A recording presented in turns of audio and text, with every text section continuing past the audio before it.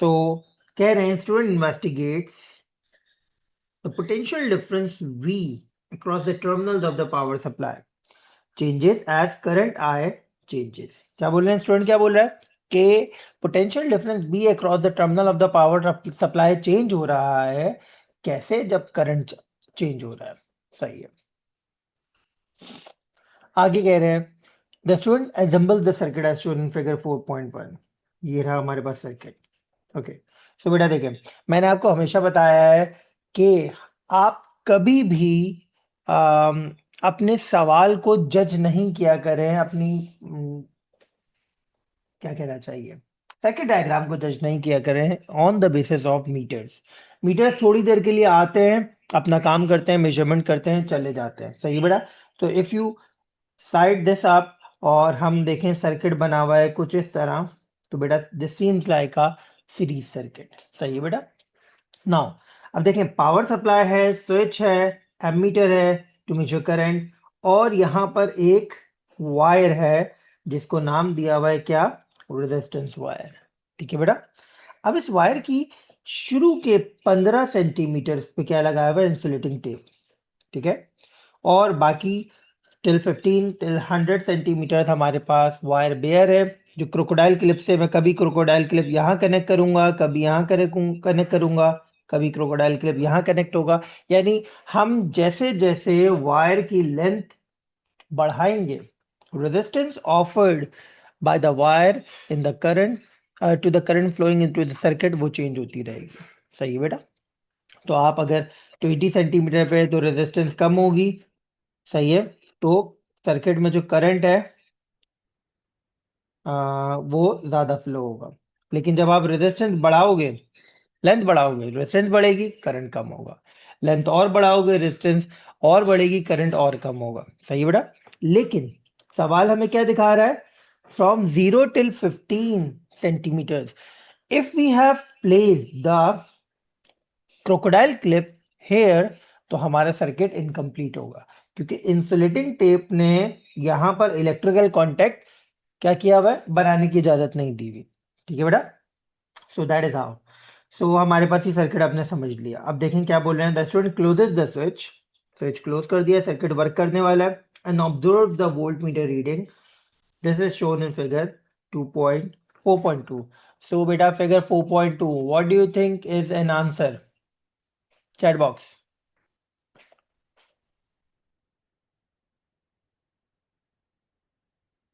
2.9, 2.9, 2.9. जी बेटा, it's 2.9. Thank you. सही बेटा. Thank you. ओके. अब बेटा क्या कह रहे हैं, the student then connects crocodile clip to the resistance wire at distance 100 centimetre. यानी सबसे पहले स्टूडेंट ने क्रोकोडाइल क्लिप यहाँ 100 सेंटीमीटर पे कनेक्ट कर दिया. इसका मतलब अब सर्किट हमारे पास कुछ यूं हुआ है, यूं, सॉरी सॉरी, यहाँ से जाएगा यूं, करंट यूं फ्लो हो रहा है और यूं जा रहा है. ठीक है बेटा. क्रोकोडाइल क्लिप यहाँ कनेक्ट किया है. ठीक है.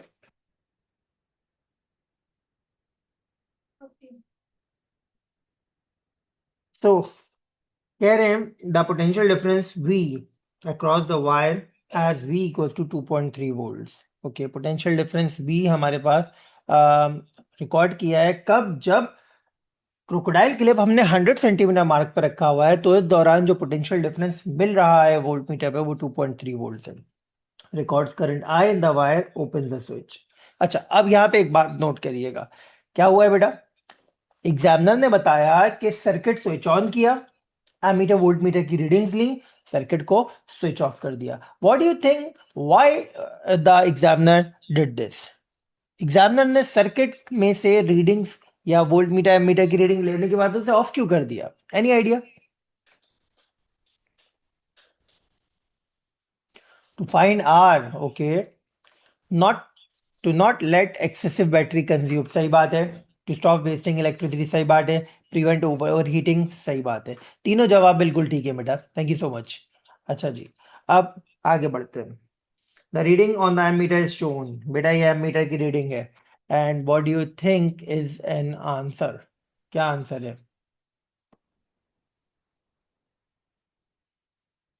0.31, ओके, 0.31, 0.31, 0.31, 0.31, बेटा देखते हैं, ये 0.1, 0.2, 0.3, ठीक है, एंड ये 0.4, तो 0.3 है, तो यस इट्स 0.31, बिल्कुल ठीक कह रहे हैं आप लोग।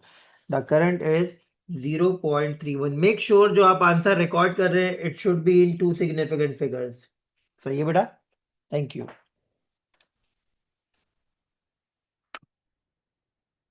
चलें, the student closes the switch. Repeat the values for D 80 centimeter, 60 centimeter, 40 centimeter, and 20 centimeter.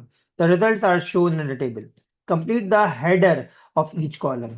बेटा ये कॉलम का हेडर हमें कवर करना है, तो हेडर कैसे कवर करते हैं हम? D slash centimetre, V slash volt, I slash ampere. जो क्वांटिटी है उसके यूनिट हमें जो गिवन है वो हम लोगों ने राइट डाउन कर दी। वोल्टेज हम वोल्टेज हम लोग वोल्ट में मेजर कर रहे हैं, करंट हम लोग एम्प्स में मेजर कर रहे हैं, और डी हमारे पास सेंटीमीटर्स में मेजर हो रहा है। सही है बेटा, ओके।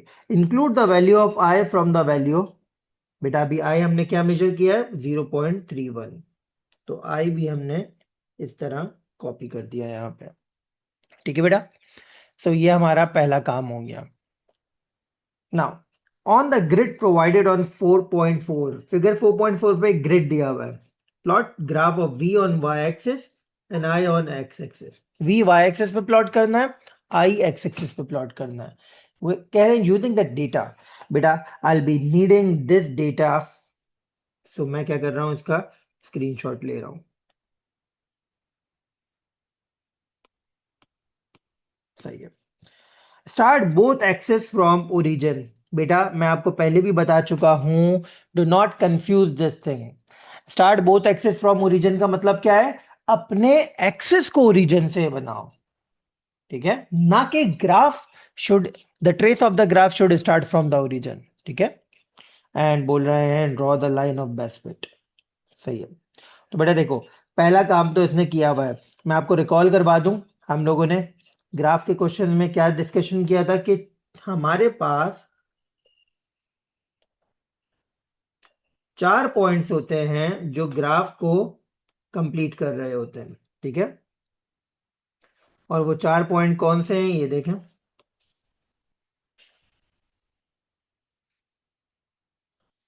बेटा पहला पॉइंट है, हमने एक्सेस लेबल करना है, जो कि एग्जामिनर ने मुझे एक्सेस को लेबल कर दिया है। सही है, तो we don't have to worry about this point, this part. और ये देखें एक्सेस लेबल हुआ है। सिंस ये काम एग्जामिनर ने मुझे करके दिया है, तो ग्राफ का 4 मार्क का क्वेश्चन उसने 3 मार्क का दिया हुआ है, ठीक है बेटा। दूसरा, यूनिफॉर्म स्केल, तो यूनिफॉर्म स्केल के लिए I have to keep the meter, sorry इसका स्क्रीनशॉट लिया था, कहाँ गया, ये रहा।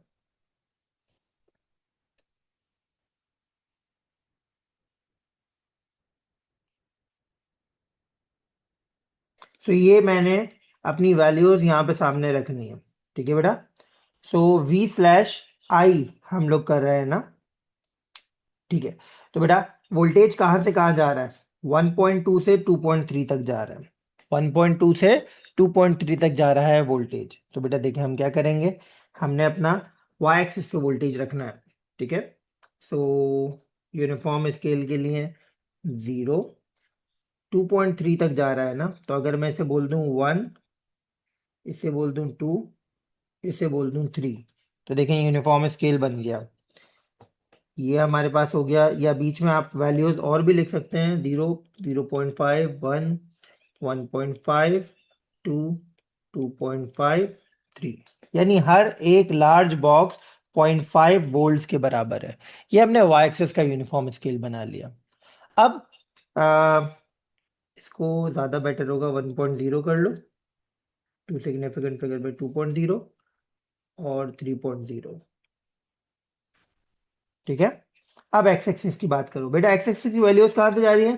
0.31 से 0.88, यानी ये हो जाएगा हमारे पास 0, कितने बॉक्सेस हैं? 1 2 3 4 5 6, 6 बॉक्सेस, 7 बॉक्सेस हैं, यानी ये ऐसे डिवाइड नहीं होगा, ये होगा हमारे पास 0.2, 0.4, 0.6, 0.8, 1.0। ठीक है बेटा। तो इस तरह हम लोगों ने एक्स एक्सेस का जो स्केल है वो प्लान कर लिया। तो आपने देखना होता है मैक्सिमम आपके पास क्या वैल्यू आ रही है, ठीक है। और सेम डिवीजन में आपने अपने एक्सेस को डिवाइड करना होता है।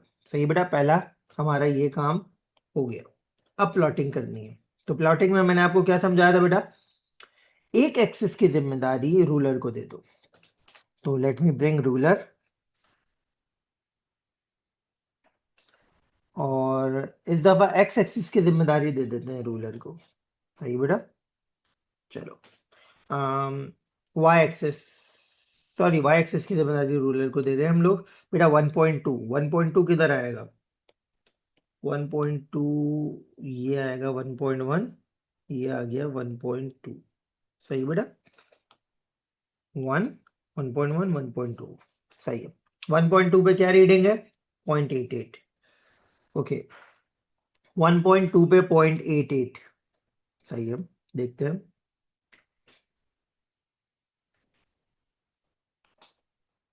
1.2 पे 0.88, 0.88 आएगा इधर। ठीक है, किस तरह बेटा, 0.82, 0.84, 0.86, 0.88। ठीक है, और ये 0.9 हो गया। देन हमारे पास ये वाला टेबल हमने प्लॉट कर लिया। अब 1.7 पे 0.6, 1.7 ये आ गया, 1.7, 1.6, 1.7, 1.7 पे 0.6, 0.6 आ रहा है 1.7 पे ये।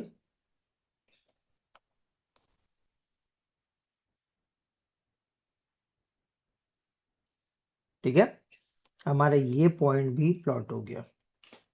नेक्स्ट 2 पे 0.45, 2 पे 0.45, 0.45 आएगा बिल्कुल सेंटर में यहाँ। ठीक है बेटा, कैसे, ये देखें 0.4, 0.5, 0.4 और 0.5 के बिल्कुल दरमियान 0.45। ठीक है, नेक्स्ट हमारे पास है बेटा 2.2 पे 3.37, 2.2 पे 0.37, ये 2.2 पे सेट कर दिया मैंने। और 0.37, 0.37 आएगा इधर।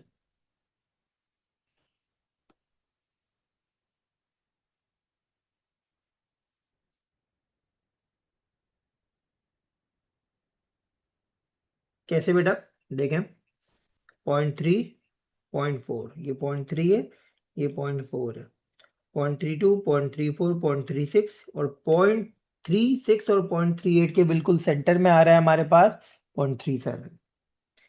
ठीक है,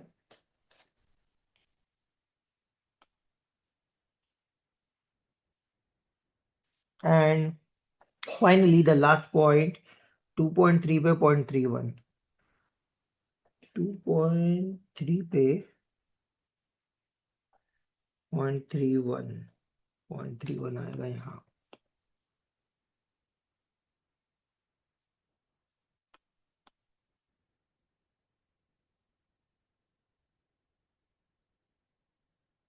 ठीक है, तो ये हमारे पॉइंट्स प्लॉट हो गए। ये आ रहा है हमारे पास क्या, 2.3, ये था हमारे पास 2.2, ये 2 था, ये था हमारे पास 1.7, और जो पहला पॉइंट था हमारे पास वो था 1.2। सिमिलरली नीचे भी मार्किंग कर लेते हैं। ये था 0.31, ये था 0.37, देन ये था हमारे पास 0.45, ये फिक्स था, और ये था 0.88। सही बेटा, तो हमने पॉइंट्स को प्लॉट कर लिया। अब क्या करना है बेटा, फाइनल काम लाइन ऑफ बेस्ट फिट बनानी है। तो लाइन ऑफ बेस्ट फिट बनाने के लिए मैं आपको रिकॉल करवाता हूँ। लाइन ऑफ बेस्ट फिट बनाने के लिए आपके मैक्सिमम पॉइंट्स आपकी लाइन पर आने चाहिए। लेकिन अगर कोई पॉइंट लाइन पर नहीं आ रहा, तो जितने पॉइंट लाइन के ऊपर आपके पास लीव कर रहे हैं उतने ही पॉइंट लाइन के नीचे लीव कर रहे हैं, हेंस आपकी लाइन बैलेंस्ड हो। सही है बेटा।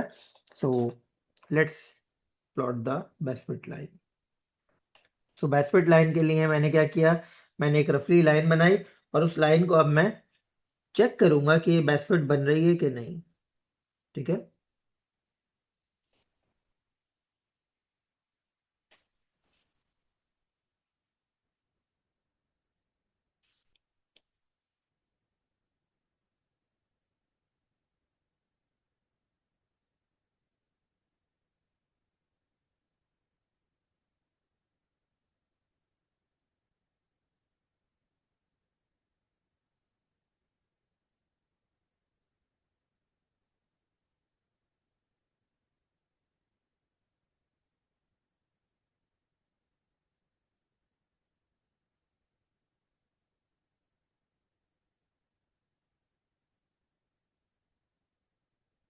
थोड़ा अजीब सी लाइन है, थोड़ा देखकर इसको करना पड़ेगा। अब जैसे अभी मैंने इसको सेट किया है, दो नीचे छूट रहे हैं, तीन ऊपर, एक ऊपर छूट रहा है। तो अगर मैं इसको थोड़ा सा ट्विक करूं,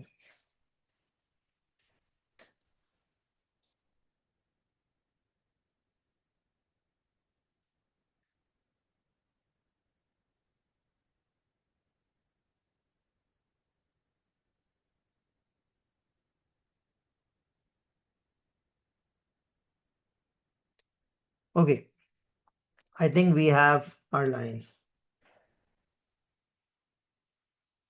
सही है।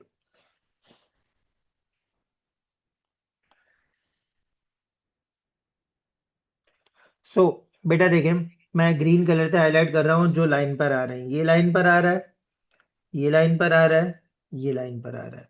और ऑरेंज कलर से हाईलाइट कर रहा हूँ जो लाइन पर नहीं आ रहा है। ये लाइन से नीचे छूट रहा है और ये लाइन के ऊपर छूट रहा है। सही है। सो ये और मजीद मैं आपको क्लोजर व्यू दिखा देता हूँ। ठीक है, करीब से गुजर रहे हैं, टच भी हो रहे हैं, दैट्स कंप्लीटली ओके। ठीक है। और हमारे पास क्या हो रहा है बेटा, ये वाला ऊपर छूट रहा है, ये वाला नीचे छूट रहा है, ये लाइन पे आ रहा है, ये लाइन पे आ रहा है, ये लाइन पे आ रहा है। देन अब थोड़ी देर के लिए रुकना होगा बेटा। Once we complete the question then we'll have the chat of this question. ठीक है बेटा। So for your information, for your ease, मैंने बना दिया है। And I told you guys कि मेक श्योर कि आपकी लाइन जो है वो आप इस तरह बनाएं कि वो आप एक्स एक्सिस वाई एक्सिस तक एक्सटेंड कर दें। तो देखो मैं इस लाइन को वाई एक्सिस तक एक्सटेंड कर रहा हूं,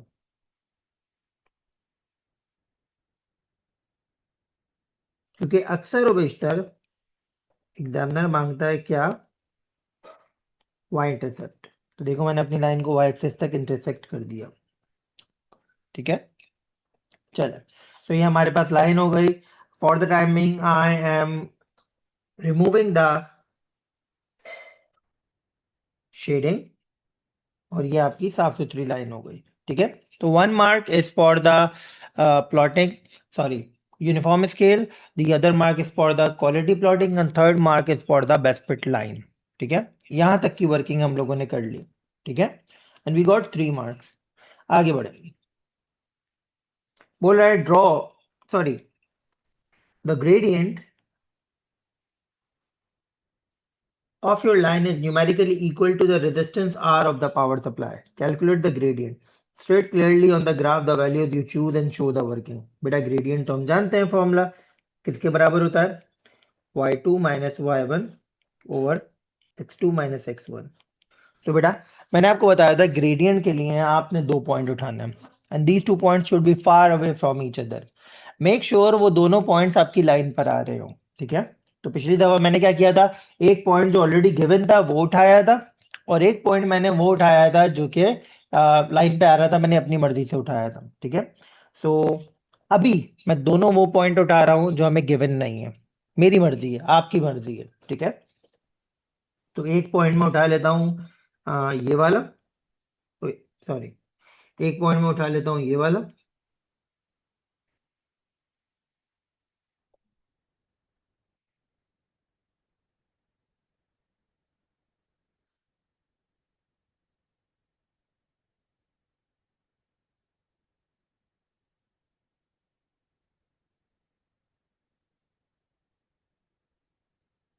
और एक पॉइंट उठा लेते हैं नीचे की तरफ, ये वाला।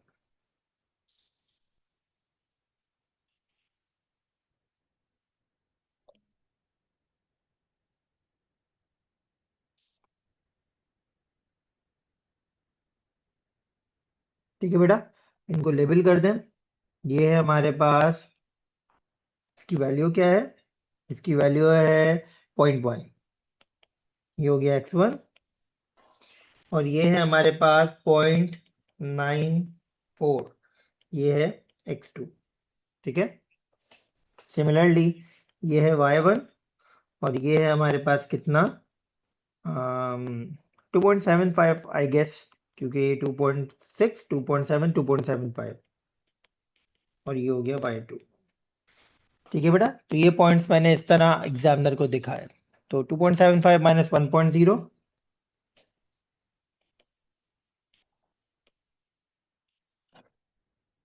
ओवर 0.94 माइनस 0.1,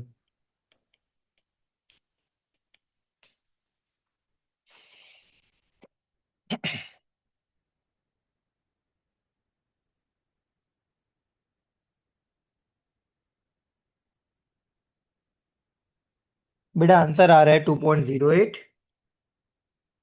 जो आप दो सिग्निफिकेंट फिगर में राउंड अप करके 2.1 कर देंगे। ठीक है, तो you got the gradient of your line. वैसे तो ग्रेडियंट का हमें यूनिट मांगता नहीं है ओ लेवल आईजीसीएसई में, बट वाई एक्सिस पे वोल्टेज है तो वोल्ट आएगा, एक्स एक्सिस पे करंट है तो एम्पियर आएगा। ठीक है, अगर मांग ले, वैसे मांगता नहीं है। Now y intercept between the y axis and your line is the EMF of the power supply. Extend your best fit line to meet at y axis and write down the value of VO. तो VO की value क्या आ रही है बेटा, VO की value आ रही है in between आ रही है कहीं पे, तो ये कंसीडर कर सकते हैं हम लोग, क्योंकि ये इन बिटवीन आएगी, इसकी वैल्यू आइडेंटिफाई करना मुश्किल हो जाएगा। तो ये 2.8, 2.9, 2.95। ठीक है, तो मैं इसे कंसीडर कर रहा हूं कि ये है हमारे पास VO, विच इज 2.95। ये भी आपको ग्राफ में करके दिखाना है, सही है बेटा, जैसे मैंने पर्पल कलर से लिखा है। तो यहाँ पे मैंने 2.95 लिख दिया। जो आंसर आ रहा है वो लिखिएगा, क्योंकि इसको दो सिग्निफिकेंट फिगर पे राउंड ऑफ नहीं करिएगा, क्योंकि ये हमारे पास पावर सप्लाई है। ठीक है, ये मेजर्ड वैल्यू नहीं है, ये हमारे पास फाइनल वैल्यू है, विच, या आप एक काम, एक मिनट रुके, 2.95 की तो कोई पावर सप्लाई नहीं होगी, इसको दो सिग्निफिकेंट फिगर में राउंड ऑफ करके 3 कर दें, कोई मसले की बात नहीं है। ठीक है, अच्छा जी, compare value of VO with A with the value of VO you obtained in the graph in E2। Okay बेटा, सो ए में हमने voltage of the power supply निकाला था, कितना था बेटा, 2.9। ओके, और यहाँ पे आ रहा है 2.95। अच्छा, अब कंपैरिजन की बात आ गई तो बेटा फिर इसको 2.95 ही लिखो, सॉरी, इसको 2.95 ही लिखे आप। वैसे भी 3 significant figures are allowed, 2 to 3 significant figures are allowed। okay, two quantities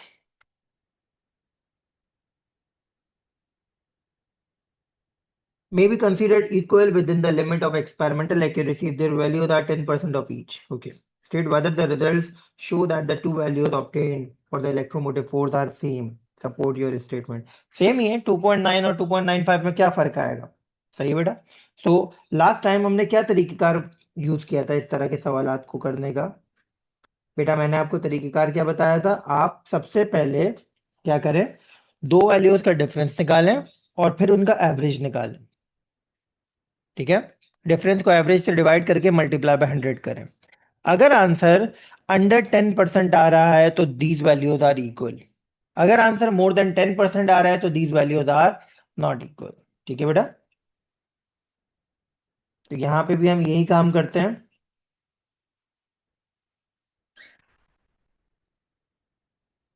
okay, तो एक है हमारे पास वैल्यू का डिफरेंस जो आएगा डेल्टा वी नॉट, वो आ रहा है 2.95 माइनस 2.9 यानी 0.05।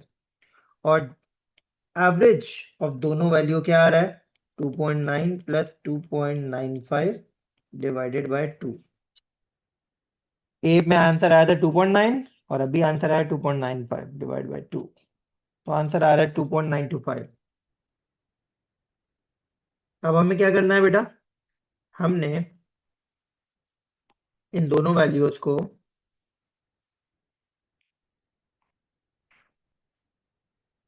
इस तरह यूज करना है कि डिफरेंस ऑफ वी नॉट को डिवाइड कर दें average V naught multiply by 100 से।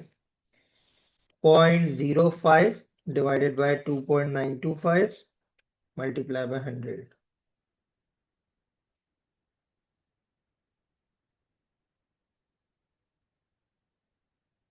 आंसर आ रहा है बेटा 1.7%, यानी दे आर इक्वल। तो हम क्या बोलेंगे, yes comma they are equal as both values lie under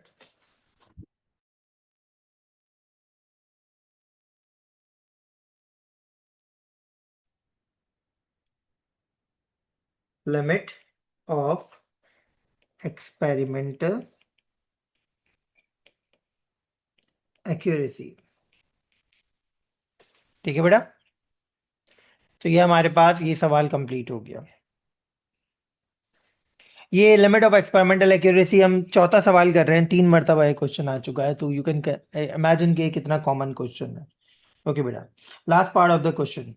Another student decides to connect crocodile clip on 4-point so that there is only a very small length of the resistance wire included in the circuit।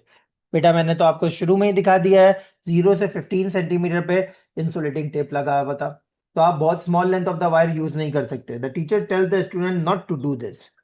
Suggest one practical reason why the value is less than the 20 centimetre should not be used. तो हम क्या बोलेंगे, since insulating tape is placed between 0 to 15 centimeter, if student places crocodile clip there,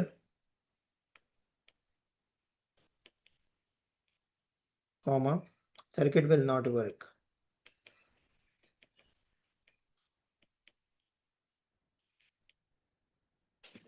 ठीक है,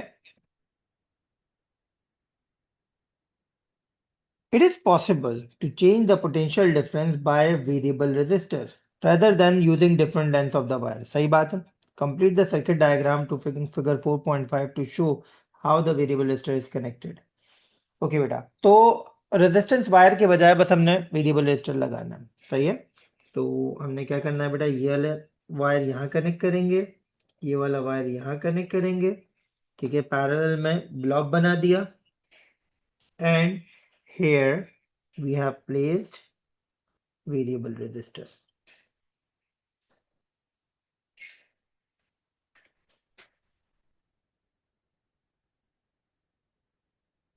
यही था ना circuit, बस डायरेक्ट वायर लगा हुआ था, कोई कंपोनेंट तो नहीं था।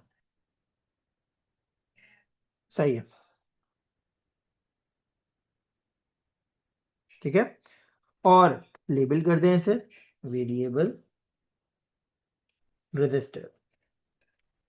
सही है बेटा, and that is how we are done with the second graphical question of electricity ATPs। Opening the